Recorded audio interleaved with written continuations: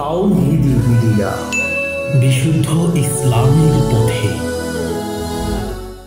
আমি জানতে চাই মাসিকের কতদিন হয়েছে সেটা কিভাবে গণনা করতে হয়। যদি আজ সকালে শুরু হয় তাহলে আগামীকাল সকাল পর্যন্ত আমি একদিন ধরি, অথবা আজ রাতে শুরু হলে কাল রাত পর্যন্ত একদিন ধরে দিনের হিসাব করি। আসলে আমার জানা মতে একদম পরিষ্কার সাদা পানির স্রাব না দেখা পর্যন্ত সেটাকে মাসিক ধরে নিতে হয়। আমার ধারণা বা জানাটা কি সঠিক আছে?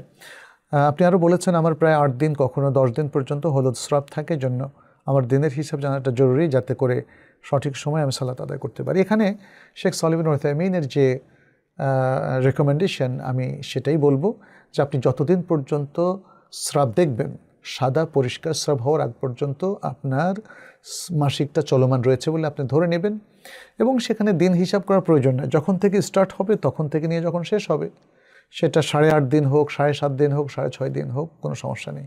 অনেকে খুব জটিল হিসাবের কথা বলেছেন যে প্রথম 3 মাস একই রকম হিসাব হবে, এবং তারা বলছেন যে মাসিকের হিসাবটা 3 মাস একরকম আমল করতে হবে, পরে যদি চেঞ্জ হয় সেটা 3 মাস পরীক্ষা করার পরে চেঞ্জ করতে হবে, ইত্যাদি নানা জটিল হিসাব। বাট এই সকল হিসাবে যাওয়ার কোনো প্রয়োজন নেই।